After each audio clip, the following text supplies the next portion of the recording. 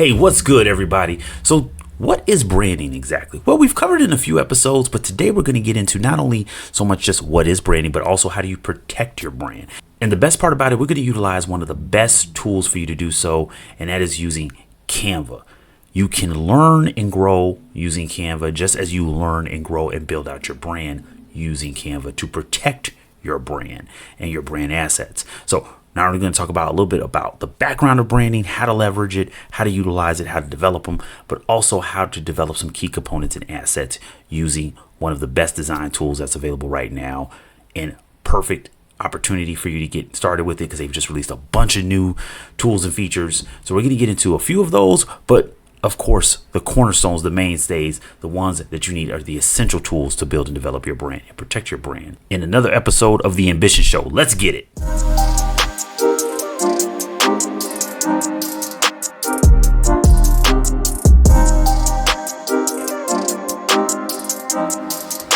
Branding is the process of creating unique and identifiable components and elements that stand out and that communicate what you are trying to market and convey. Now, we market specifically, our business, our products, our services, our overall effort, and the value we want to bring, a solution we want to bring to a target audience. It encompasses those visual elements such as logos, color schemes, your font, those things that will set you apart from any others in your same market space. Now, as you know, I don't believe in competitors. I say contemporaries. Okay. So, because really what it comes down to is you gotta look at it like this, right? You are unique. That is a brand. It's a unique offering. It's a unique take. It's a unique message. You really can't have a competitor necessarily on that aspect, but you can have a competitor on product, service, where you do business. And that's what you don't really compete on. You compete on a product and service when everybody, can offer the same thing. But a brand helps you stand out.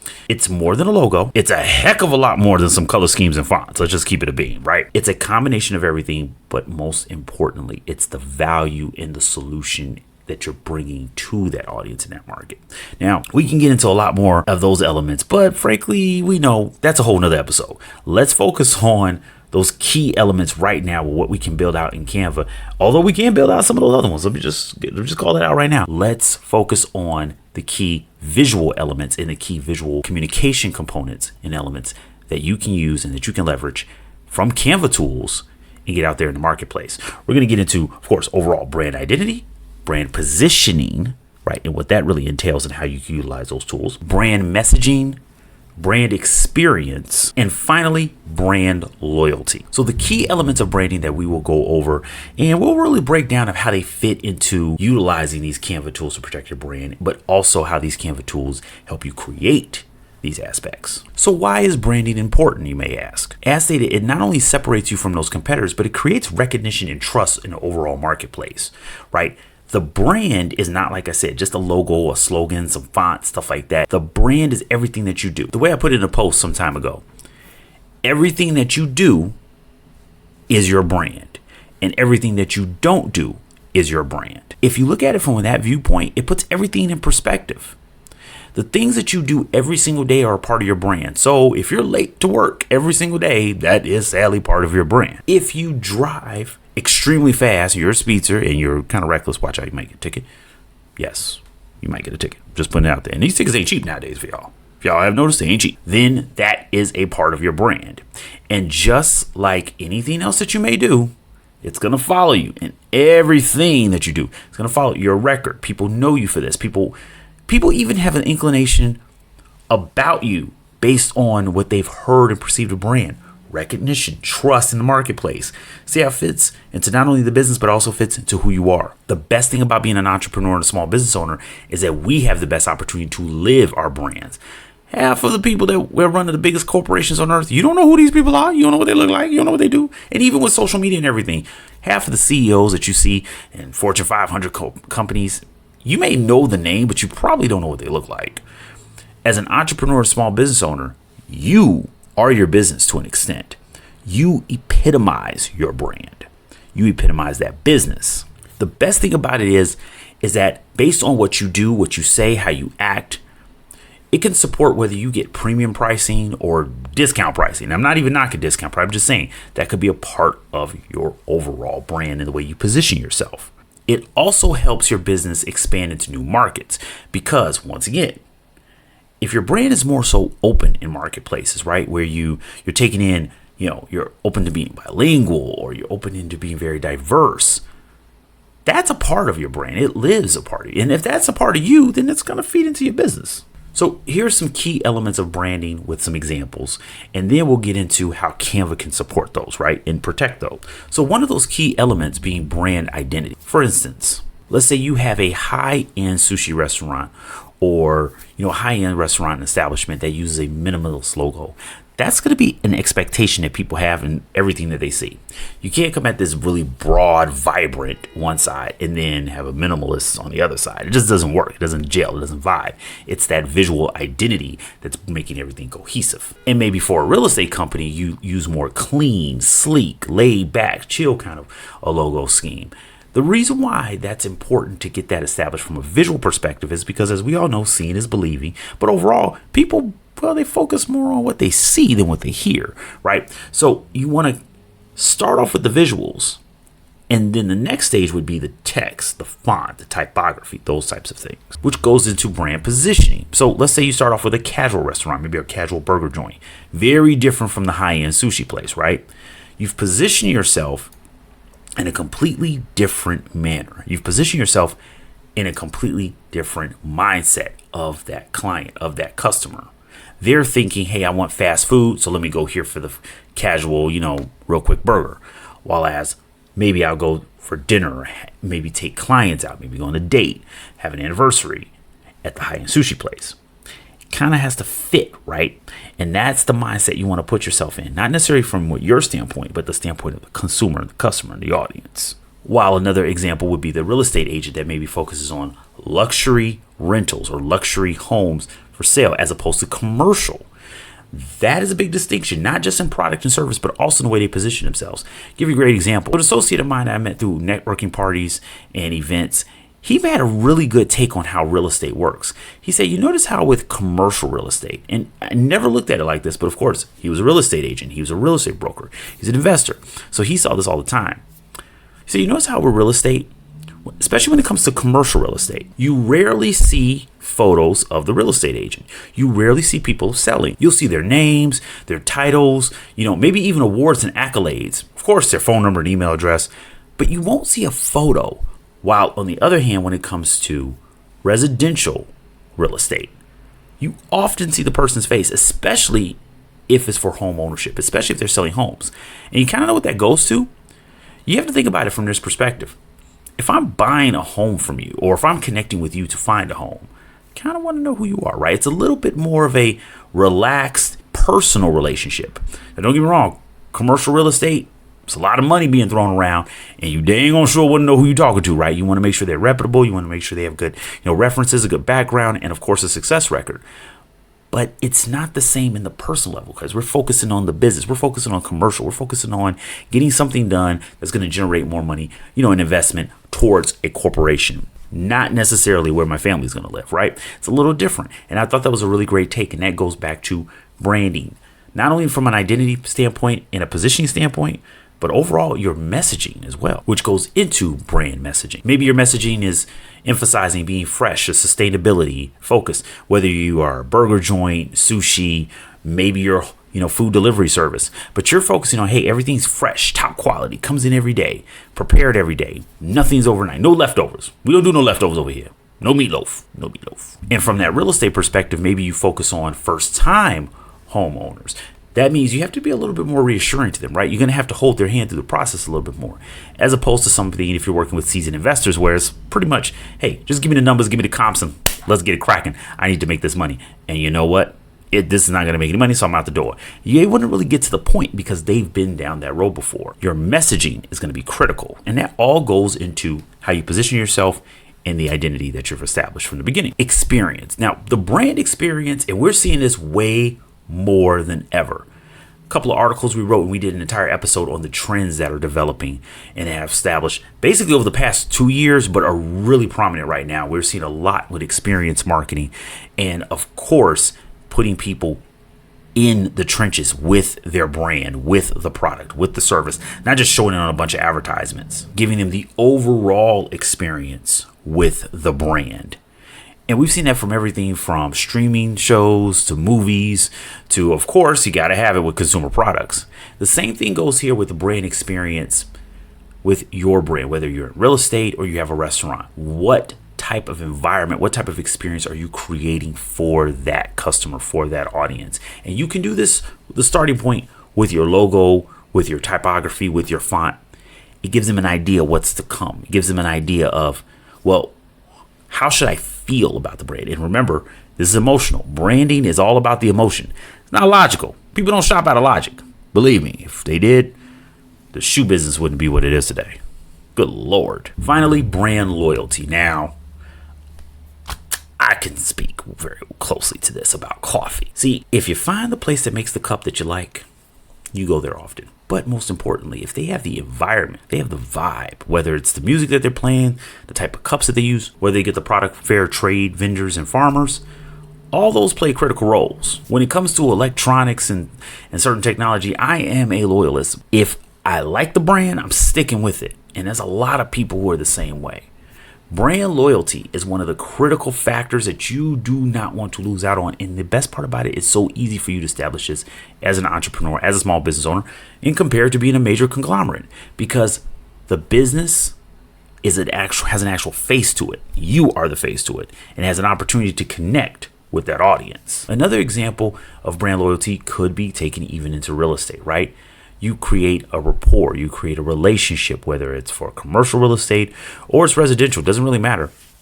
It's easy for you to establish a relationship based on how you connect and build with the people that you work with. Did you rush them through the process and now they don't trust you in the future? Or did you take their time and say, you know what, let's make sure you're making the right decision, give you all the information on the table and my professional recommendations? That will establish brand loyalty, and that's what you want to do. And you can start off with a few of the tools we're going to go over right now. Let's get into brand assets, but specifically, why you should be using Canva to create those assets and to protect your brand overall.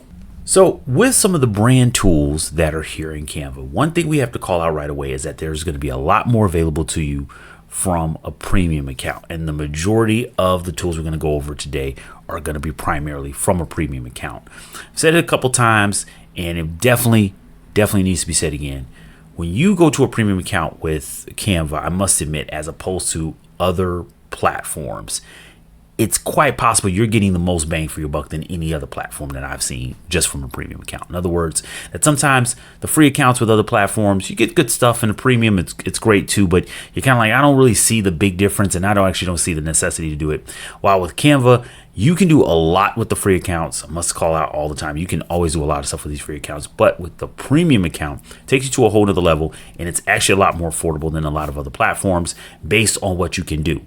Mentioned it. Everything from social media, of course, social media posts, a lot of AI tools, but most importantly, sharing content and sharing assets with your team members and your clients is very easy, seamless. You can schedule posts. It's a lot of tools there. So you should always be looking out for the premium account with Canva, especially as we get more into these branding tools. And we're going to start off with a few tips to get you started right. Number one, I would never suggest signing in any platform, not even Canva, with your social media accounts. In other words, they say you can sign in or even sign up with Google or with, Facebook or Twitter. That is actually one of the most dangerous things you can do because it's extremely easy for anything to be hacked. And this is across all platforms. So I'm calling that out now because we're talking about protecting your brand and protecting your brand assets. One of the very first steps you want to do, unless you have a domain, in other words, like a business domain, it's your company, it's, www.yourbusiness.com, and now you have email addresses to that same domain, john@yourbusiness.com. That's one thing.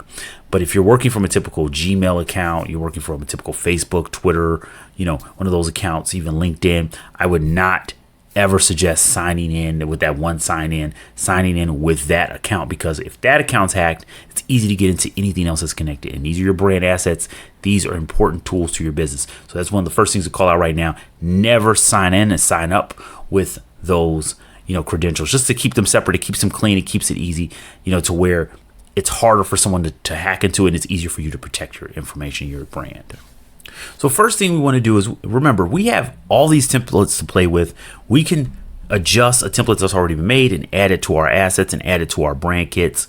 But first, we want to make sure that we have enough space. So I always suggest connecting your storage. So if you have Google Drive, you have Dropbox, you want to connect the storage to your Canva account. The reason why you want to do that is it's extremely easy for you then to save whatever assets you have. And if you want to share them out with clients that way, or better yet, you want to take them out of Canva and you guys just want to have them store for backups in those folders.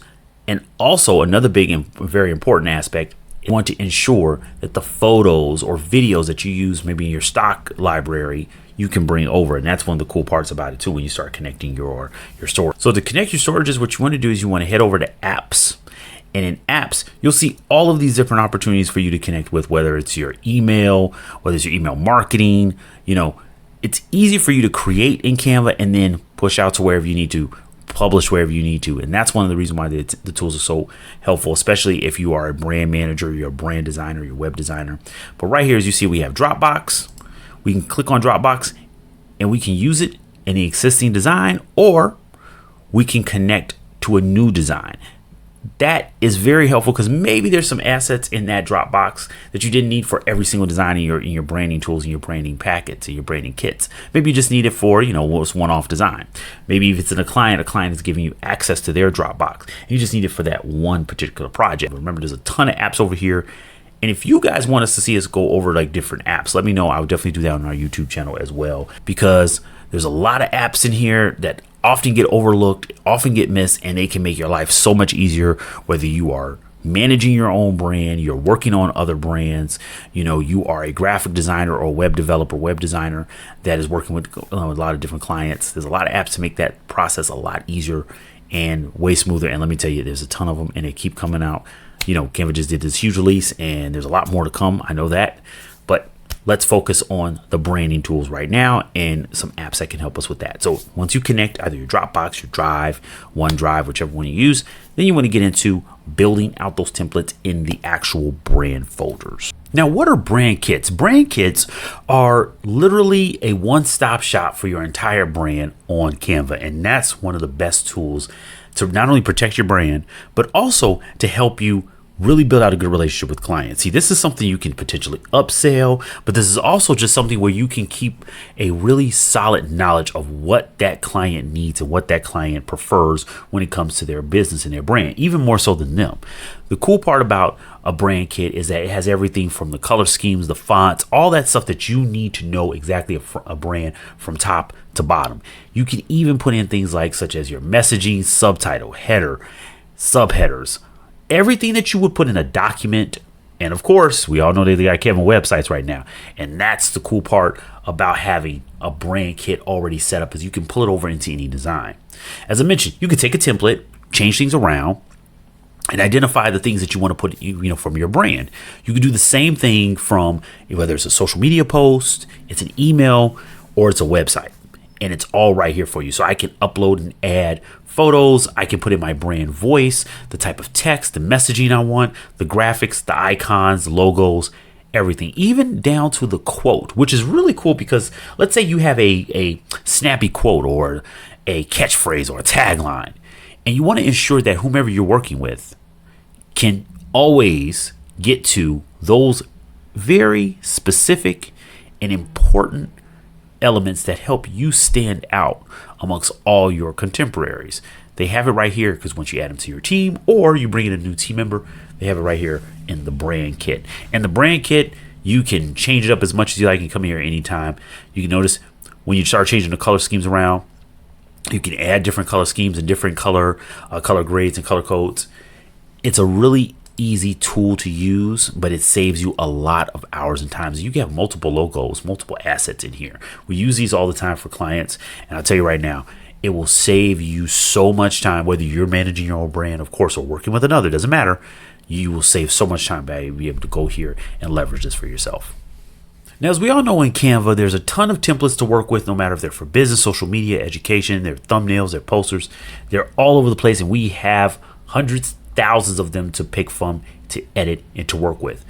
The great part about this, though, is if you are working on a specific brand, whether your own brand or a company that you're working with, a client that you may be working with, you don't want to waste your time trying to find the right one necessarily. Sometimes you may need to build off of something else, especially if you're doing like a series, or you know that thumbnail is the killer thumbnail that's winning and helping you crush it on YouTube.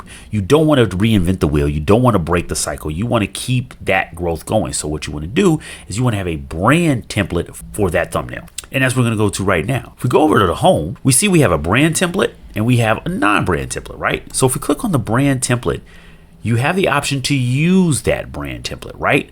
That means you're going to be using the template that you pre-made, that you made already and saved it as a brand template to all of your branding assets that you have already here on Canva.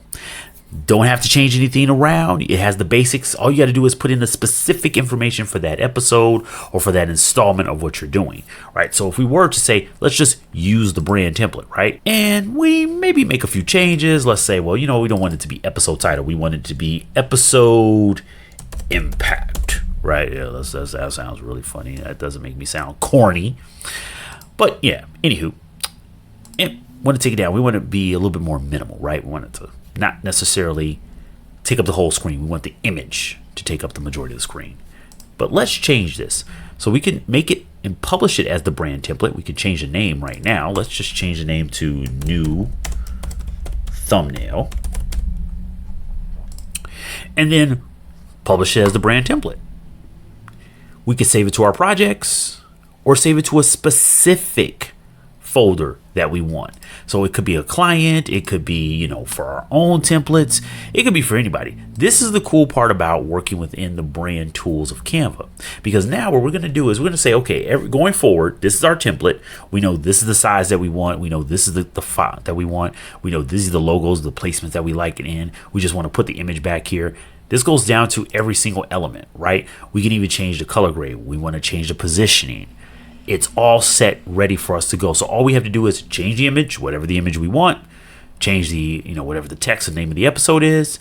We're saving ourselves, literally, we're saving ourselves potentially hundreds of hours just regenerating the same thing that's right there. And the cool part about this is in the folder, it doesn't take up space. You don't have to worry about it. You don't even have to save this to your storage. That's what I love the most about it. So even if you have those storage services connected, such as your Drive, your Dropbox, it doesn't take up any space out of there. You can just take the videos and the photos that you need from there and add them here. And remember, if you have that brand kit set up, you could save photos. So you have an idea of the imagery for your brand. You could save it there as well. And now that we've checked out our brand templates, let's finally go to brand controls. Now, brand controls tell you when it comes to saving you time, we've already established that brand kit, brand template, but I'm going to call this out as saving your sanity. Okay.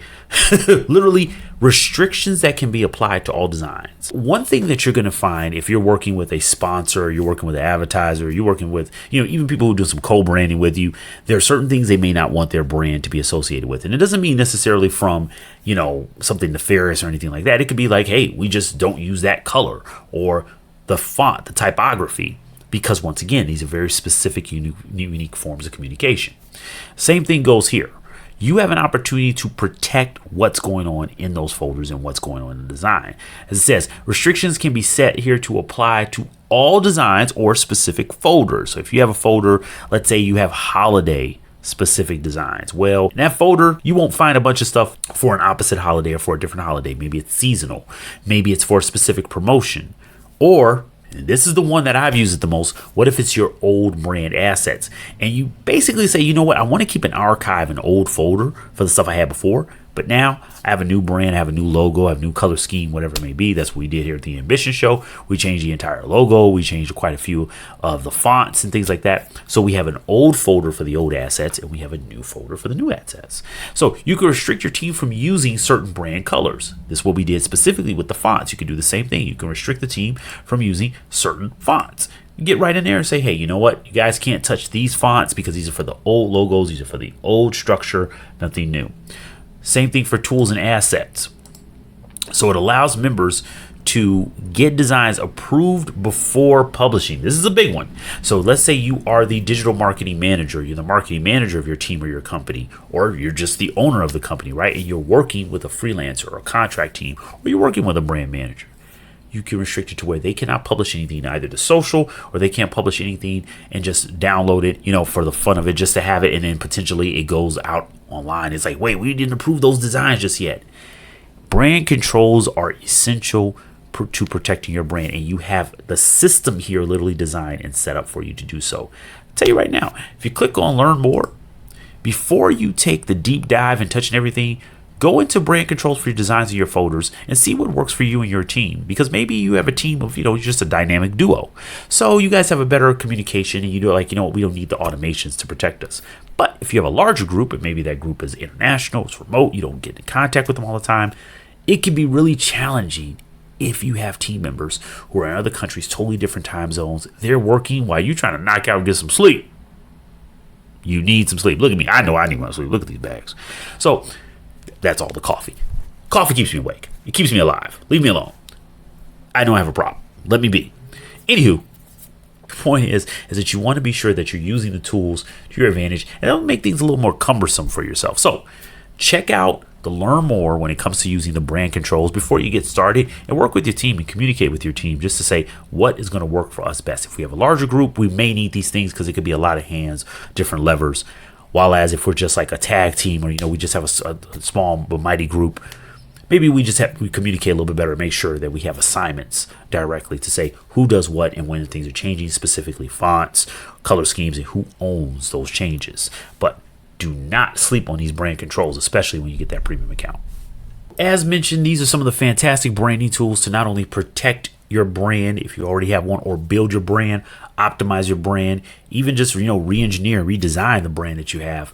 At least the key visual and communication assets that you need right here in Canva. And of course, in Canva, I'm not going to overshadow, I'm not going to overlook some of the key elements that are already there, as opposed to just branding. Of course, you can make your logo here. You can build out additional branding assets such as posters and flyers and any kind of promotional tools that you may need. And of course, you have even Canva docs where you can get in here and you can work it out. But of course, that's why I asked you what apps you want us to go over, because there's so many here to look over, and there's so many here to take a deep dive onto, and it's going to take a lot longer than one episode to do so, and we don't want to be here for 4 or 5 hours just going into every single app. So let me know which apps you want to take a deep dive into. Do you want us to have an episode where we look over, one specific app or one specific work stream?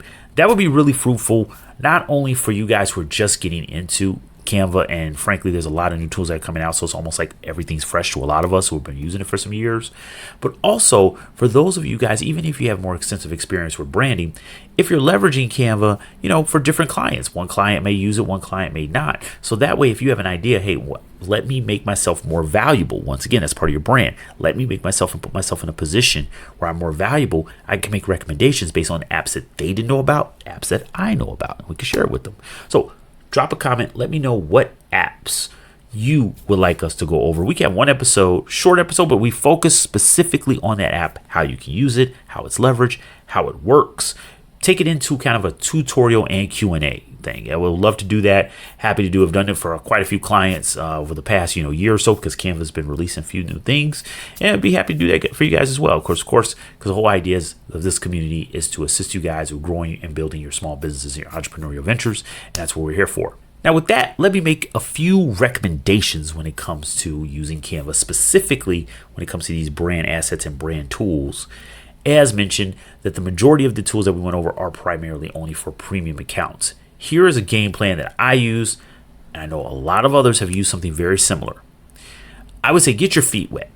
Work And I do mean work diligently. Even if you don't have a client, work diligently just to figure out the tools, the assets, and what part of Canva is your sweet spot. Some people, they just dominate when they come up with unique graphics and they bring them in here and they make some amazing posters. They make amazing flyers, some amazing promotional tools. While others are really getting into using the AI tools that Canva is doubling, tripling, and not quadrupling down on, especially this past year as they released with Canva Create, all the things that they're doing with AI. Others like myself, we focus a little bit more maybe on the branding tools. So how to create those decks, those talking presentations, the whiteboards, making a project and a product roadmap, things like that. Because frankly, you want to go to what's your wheelhouse. There's other areas, as I mentioned, the content planner, the website designer. There are a lot of tools that aren't getting talked about enough that you may find as your sweet spot. But the key here is get your feet wet and find out and identify what really works for you and where is your strongest area. Do that, I would say, for no more than just 90 days with the free account. At this point, you are finding out, hey, this is what I can do best for clients. Maybe I can help them in modifying and editing their images or their video. Maybe I can make their logos and their entire brand kits. What can I do to where I'm bringing on some good paying clients on a regular basis to grow my business? And then once you hit that, get that client to pay for your premium account. And I do literally mean that. It goes just like this. If they're paying enough, of course, they can cover your premium account. What a lot of small businesses and entrepreneurs tend to miss out on is, remember, a lot of these expenses, yeah, you may start off with out of pocket, but the idea of bringing in paying clients and paying customers is that they kind of pay for everything, right? So bring in a client at a dollar amount that you know for a fact can cover your premium account. Get that premium account for a year. Don't shortchange yourself out of all the cool tools that we not only have gone over today, but there are so many more coming up, because every time Canva comes out with something fantastic for the free accounts, there's a lot more behind that wall if you get the premium account. And I don't want you to keep missing out on that, especially when it's an opportunity to protect your brand, whether you're going to be a YouTuber, an influence marketing, doesn't matter. If you're just a brand manager working for a company and you want to know, hey, these tools, maybe I want to go out here and develop my own brand, make my own podcast or something of that nature. I don't want to miss out on these premium tools, and I could have been sitting on them for years. So 60 to 90 days max, focus on really getting the tools under your belt and knowing which is your warehouse or which is in your warehouse and which one's the strongest for you. And then from there, you go out and you get yourself, a couple paying clients and get those clients basically to pay for that account by whatever the retainer is or your contract. Get them to pay for that. That way you can optimize and you get the most out of all of Canva.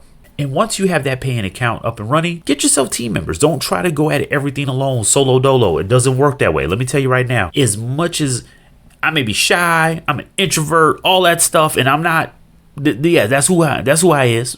And I have no problem saying it. I see the value, know the value, and love the aspect of having a good team with me.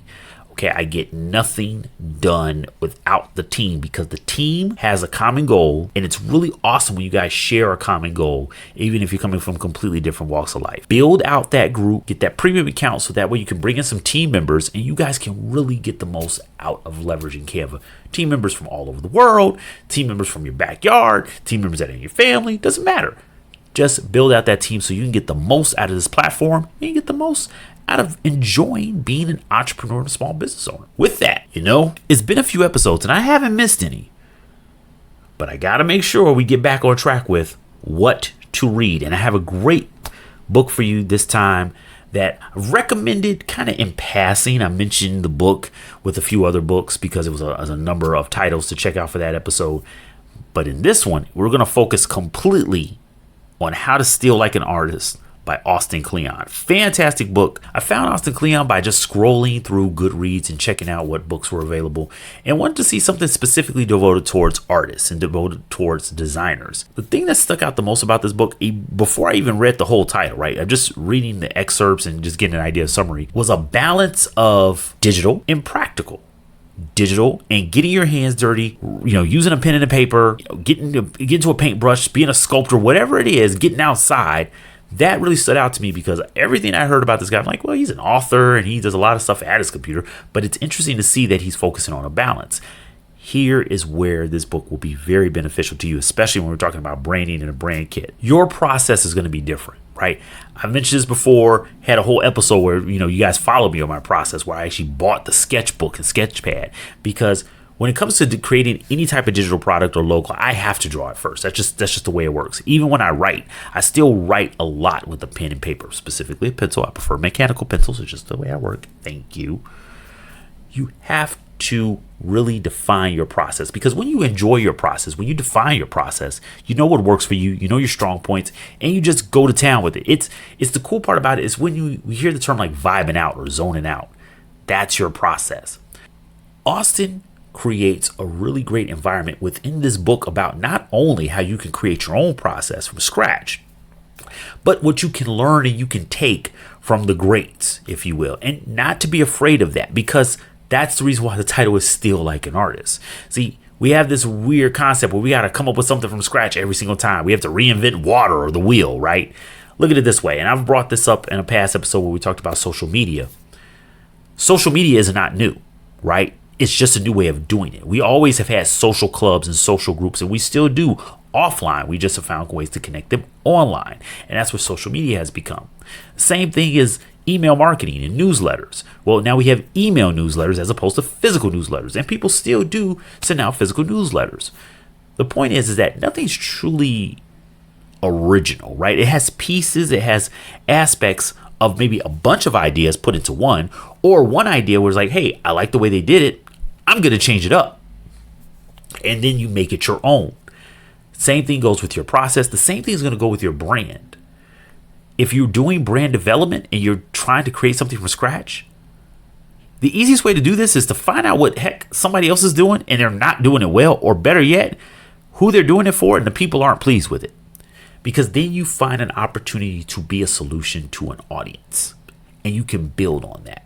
That is literally how every major brand has blown up. They saw an opportunity. They saw an opportunity in a marketplace where people weren't actually satisfying the needs of customers and audience, and they built on that. It's the same thing in this case. So Still Like an Artist really gets you to think outside the box and gets you away from this whole idea that you have to develop everything from scratch, and you can be unique and embrace your uniqueness. That's why I absolutely love this book. It's actually a collection of books. It's 3-in-1. It's a swift read. You can read it on a plane. You can read it on a train ride. You can read it in the backseat. Once again, do not read while you're driving. That's what Audible's for. Please use Audible. There's a link to Audible. Be safe out here, people. So there's so many ways to consume great information. And I'll tell you right now, Austin is one of the best authors. If you're a designer, if you're a writer, if you're a creative of any medium, doesn't matter.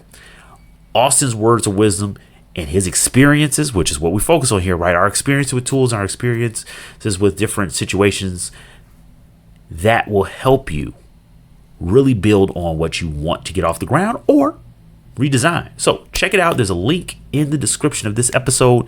Still Like an Artist, which is actually the collection of 3 books by Austin Kleon. Let me know what you think. Drop a comment and tell me what you think about the book. And then once again, as always, if you have a suggestion, let us know. I've gotten 10 recommendations, so we're gonna see where those recommendations fit in, and which episode. I would love to share those with you. I've actually read a couple of them, but I want to read the other 8 before I go into like what episode it fits into. But please leave recommendations. I'm more than happy to check out the books. I love a good read. You guys know that. And with that, guys, that's the episode about branding, specifically leveraging Canva to protect our brand. But as I say, it's to protect it. It could be creating your brand. It could be re-engineering your brand. Whichever it is, Canva has a ton of tools. And let me know for sure what app you want us to go into in a future episode where we can go over a tutorial of how to leverage that app that's in Canva, how you can use it for your branding, how you can use it for starting your social media posts, whatever the app may be. Happy to go into it in more in depth and go over a step-by-step tutorial with you guys and for you guys. Subscribe, all that good jazz. I don't ask for that a lot, you know what I mean? Because I get so into talking about this stuff, and it's a little bit more, important. But hey, supporting that, doing that supports the channel. So that's what it's all about. Really appreciate you guys for supporting the channel that you have so far. Thank you so much for watching and listening to the Ambition Show podcast right here on YouTube. Look forward to seeing your comments. Look forward to seeing your book recommendations. Best to you and yours. Have a great one. Peace.